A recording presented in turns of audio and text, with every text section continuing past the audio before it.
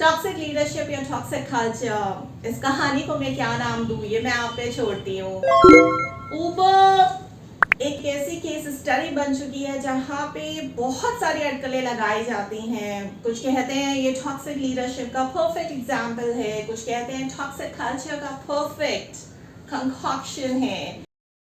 तय करते हैं और देखते हैं कि आप कमेंट बॉक्स में क्या लिखते हैं। देखिए, समझने की बात यह है कि ऊबर में सब कुछ सही चल रहा था, ऐसा बाहर से दिख रहा था। वो कहते हैं ना, जो दिखता है वही बिकता है।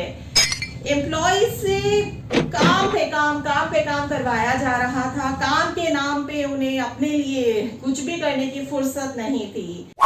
या तो अपने लिए काम कर ले या फिर कंपनी के लिए काम कर ले। जब कंपनी के लिए काम किया तो अपने लिए कुछ नहीं कर पाए, और जब अपने लिए कर रहे थे तो फिर कंपनी के लिए कुछ नहीं कर पाए, और यहीं से गड़बड़ियां शुरू होती है। जाहिर सी बात है, आप हर वक्त काम नहीं कर सकते हो, ना ही अपने एम्प्लॉय से करवा सकते हो, जैसे शायद ट्रेविस कैलनिक ने कराया, ये कह के कि मैं ऊबर को बहुत बड़ा बनाना चाहता हूँ, इतना बड़ा कि बस ये डिस्ट्रप्शन कर दे, एक ऐसी इंडस्ट्री में डिस्ट्रप्शन कर दे जहां ऊबर के अलावा कोई और एग्जिस्ट ना करे।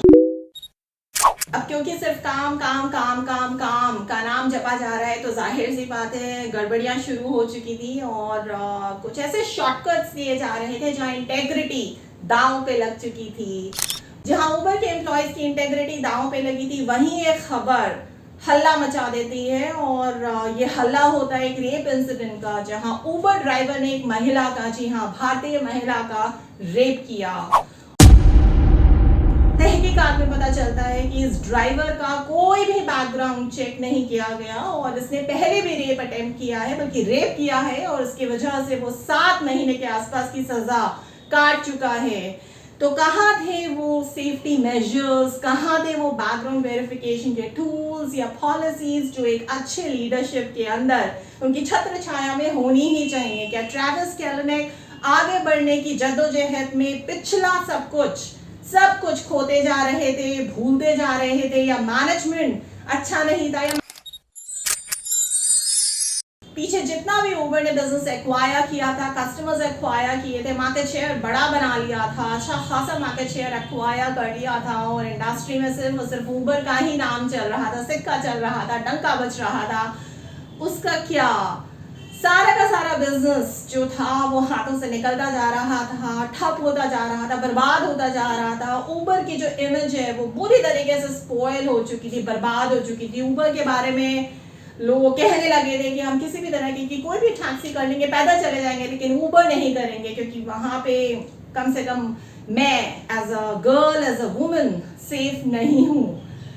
ये सारी बातें जहाँ पे होंगी, तो उस इंडस्ट्री में अगर आप सोचें कि सिर्फ और सिर्फ ऊबर ही चलेगी और बाकी कुछ नहीं चलेगा, ये ज्यादा दिन नहीं चल सकता। आपका नाम, आपका ब्रांड खत्म हो रहा है, और इसके बारे में शायद मैनेजमेंट कुछ नहीं कर पा रहा था।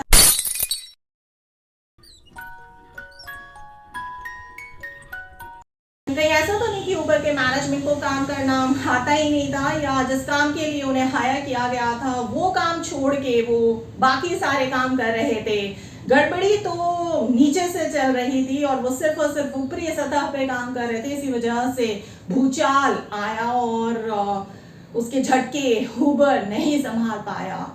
ये सिर्फ और सिर्फ एक इंसिडेंट नहीं है जहां ऊबर के ड्राइवर ने भारतीय महिला को रेप किया। अलग अलग देशों में ऐसे इंसिडेंट्स, ऐसी वारदातें काफी कॉमन और कैजुअल होती जा रही थी, और समय पे मुझे ऐसा लगता है कि इसको ठीक से टैकल और हैंडल नहीं किया गया।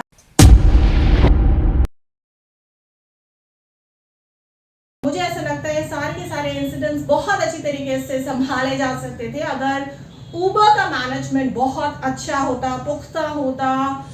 ट्रेविस ने क्या समय रहते ये नहीं देखा कि जो भी जितना भी सीनियर मैनेजमेंट है वो अपना काम ठीक से कर रहा है, या उनको जरूरत महसूस नहीं हुई, क्योंकि वो आगे बढ़ने की रेस में भागते चले जा रहे थे, और पीछे सब कुछ छोड़ते जा रहे थे। वो पीछे मुड़ के भी नहीं देख रहे थे।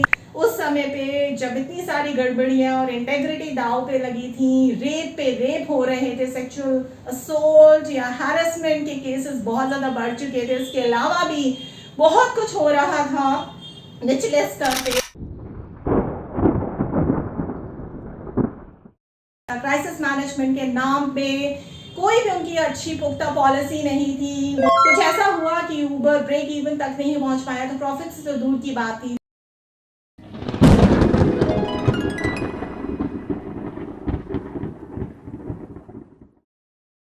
तो मुझे लगता है कि यहाँ पे कहीं ट्रेविस की विजन में कमी थी। आपको क्या लगता है, आप बताइएगा ज़रूर।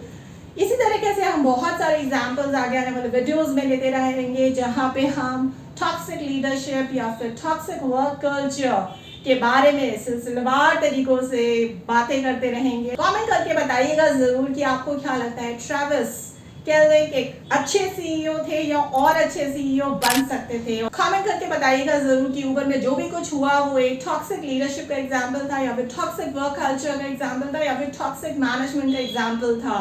मैं आपके कमेंट्स रीड करूंगी बाकायदा। नेक्स्ट वीडियो में आपके कमेंट्स पढ़े जाएंगे। धन्यवाद। और अगर आप मुझे किसी international national level business pitch competition, case competition या गेस्ट लेक्चर्स के लिए इनवाइट करना चाहते हैं तो आप मुझे लिख सकते हैं 9311659252 और @verma.roli@gmail.com।